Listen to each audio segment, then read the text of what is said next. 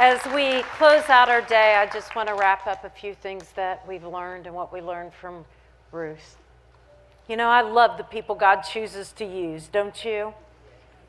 A woman that had a past, didn't have an easy life, had heartaches and trials, but God doesn't check your past to determine your future. I've often said to my Stevie, don't let anyone make you feel ashamed of your story of grace. Don't ever let anybody make you feel embarrassed or shamed by your journey of what God did and where God brought you through and what you've been through to bring you to this moment. Let me tell you, God doesn't determine your future by your past. You know, Ruth had to leave her past behind in order for God to use her. Ruth had to be willing to go. You see, Orpah could have gone, but she chose to stay in the familiar. She decided to stay where she was. She decided to stay in the comfortable instead of stepping out in faith. And let me tell you something, if you've ever walked by faith, it's not a comfortable place to be. It's scary. And anybody that tells you it's not scary, they have never walked by faith. Because faith walk is saying, I don't know how, I don't know when, but here we go, God. I don't know how and I don't know when, but here we go, God. You see, you got to be willing to go. If you're going to be used of God, if you're going to be the woman of God that you want, He wants to use, and He wants to use you. There's a reason you've lived through and gone through the things you've gone through. Now, you know what I say? I do not want to waste all this junk I've been through. I want good to come from it. I want God to get the glory. I didn't just make it to survive. I made it so that God can get the glory. Are you willing to go? Are you willing to share your story? Are you willing to quit worrying about what everybody else thinks and say, God, it isn't much and I've got all this dirt, but God, let's give you the glory. She had to be willing to obey.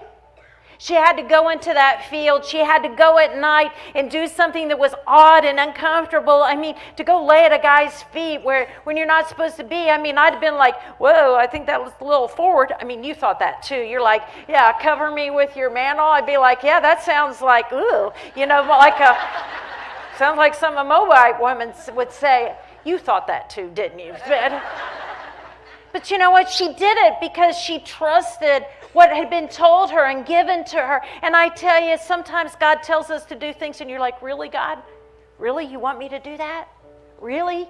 You want me to say that? You want me to share my story with them? Really?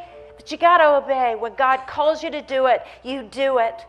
If you want to be all that God calls you to be, you got to quit doing what you've done and do what you've never done before. And you got to step out in faith. And then you'll find out that God will reward you. You know, when you look through the Bible at the people God uses, doesn't it just blow your mind? He qualifies the unqualified. You know why He does that? You know why He chooses shepherd boys to be kings? Why He chooses people that was killing Christians to become the one that writes most of the New Testament. The reason He chooses people that have been a drunkard like Noah or someone that was committed adultery, why God uses that is because when something beautiful comes out of it, the only thing they can say, yep, this is all God. This is all God. And if you're willing to give your life to Him, if you're willing to say, God, it's all you, you can have it. You know, one of the hardest parts and times of my life. A lot of you have heard our story about Stevie. And Stevie's story is still writing itself. But one of the hardest parts when we were going through with Stevie wasn't his first arrest. It was his second arrest. During the first arrest, I'd felt God's presence and His mercy and His grace. But when he got arrested the second time, I was like Mary and Martha. God, if you'd have been here, this wouldn't have happened. Really, God? Really? We've already been through this. God, you could have done something. You could have kept this from happening, and we tried to give you glory, and we tried to give you praise, and now this, really? And I was mad. I was mad at God. I'll just be flat out honest. I was mad at him. Wasn't right. Bill and I have given our lives to serve him. Wasn't fair. We're good parents. Wasn't right. And I remember when I was going to bail him out, I was in the car. I was angry and I was mad, and I was telling him how mad I was. And I've been mad at God before, and always before he would tell me something like, I love you, it's going to be okay, those kind of things. And there was just this dead silence. I'll be honest, I was like, are you not going to answer me, really? What are we going to do now? How are we going to tell people now? What are we going to say this time? Really? Silence. Of all the things I've ever been through, the hardest thing I've ever been through was the silence of God, of waiting, of not knowing when he was going to show up or if he was going to show up. Bill and I had already scheduled a trip to Israel. And I thought, okay, God, maybe you'll speak to me when I get to Israel. Maybe you'll explain yourself to me in Israel. And everywhere we went in Israel, I was just waiting for a word, something from God to tell me it was going to be okay, and he was in this, and I was just waiting. And we went to the Sea of Galilee, my favorite place on the whole world, and God has spoken to me so many times at the Sea of Galilee. And I went and I sat there, the Sea of Galilee. Everybody else was going, looking, taking pictures, and just enjoying the day. And I just went off by myself, and I just sat there. Nothing. The rest of the trip, I made time. Out on the boat on the Sea of Galilee, nothing. All the places I'd have been where I'd heard his voice before, there was absolutely nothing. He delayed. He wasn't there. Wow. We finally went to Mount Carmel, where Elijah was when he had the showdown on the mountain with the prophet Baal. And there's a little chapel there, and on the wall it says, and God came to Elijah in a still small voice. So I thought, okay, God, you're going to whisper to me. So the next place we went, everybody was talking, and I was like, shh, shh. Shh. Shh. Nothing. Well, the trip was almost over, and I just figured, okay, I won't know. God, you've left me, you've forsaken me. We went on our last day, the day before our last day, and we always go over to Masada and to the Dead Sea. And there's this place we go, it's Qumran. It has no biblical significance. It's where they found the Dead Sea Scrolls, and the reason we go there is because you can buy this really amazing hand cream that's there. It's made from Dead Sea minerals, and we still have a few bottles left, so we always plan our trips when we run out of a Hava hand cream.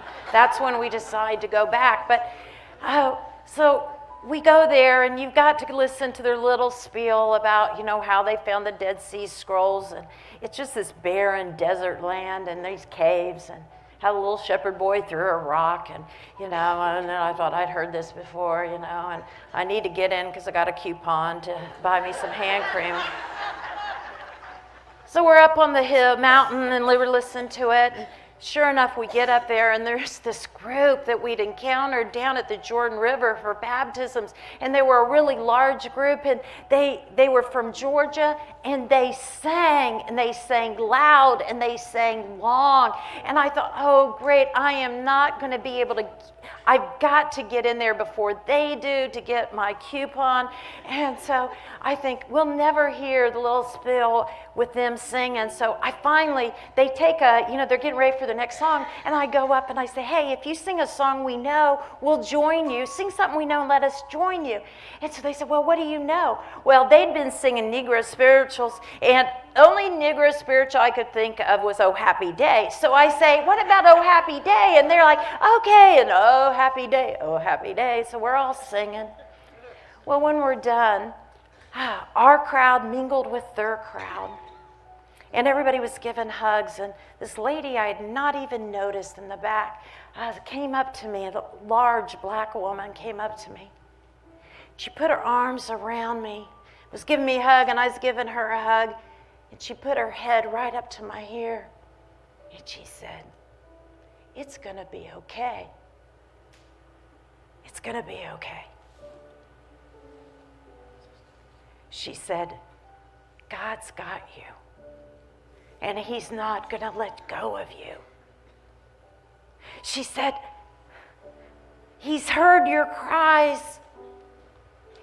He's seen your tears. It's going to be okay. She said, oh, God has great plans for your children. She said, oh, no. God has great plans for your son. And what God's going to do, he's going to do it quickly, and you're strong enough, and you're beautiful, and he sees you, and he sees everything that's happened, and he will use this for his glory.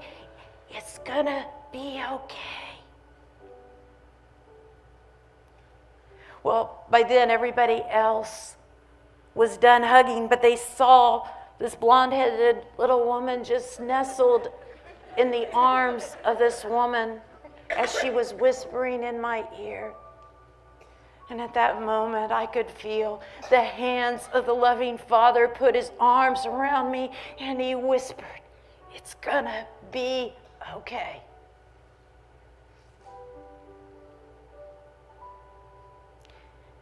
Then people began to get quiet, and you could feel awkwardness about us, and I walked away, and she walked away. I saw her later after we were getting ready. She was getting ready to get on the bus, and I caught her, and I went up to her, and I said, you'll never know what you just did for me. I said, I'm going through something right now, and God had been silent. I just prayed that he would speak to me, and he used you. She said, oh, glory, glory, glory.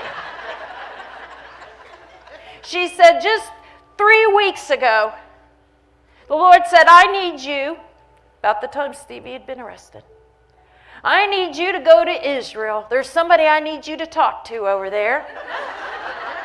And she said, I said, God, I don't have the money to go to Israel. He said, I'll provide it, you go. She said, I'm leaving tomorrow, and I kept walking around the whole time I was here. Am I supposed to talk to her? Is it him?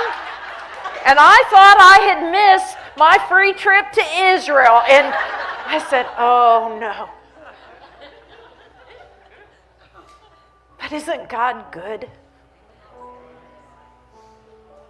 Isn't he amazing that he sent a woman from Atlanta, Georgia, to meet a woman from Seymour, Indiana, to meet in Qumran, to tell me, I've got this. Can you close your eyes a minute? Do you know how much God loves you? He brought you here today. He ordained this. He called you here. Some of you got your way paid. Some of you didn't want to come. You came anyway. Some of you, Satan tried to keep you from coming. Some of you didn't feel like it. Some of you had all kind of excuses, but here you are. And God brought you to this moment, to this day, and he has a word for you. And his word for you is, I've got this. I've got this.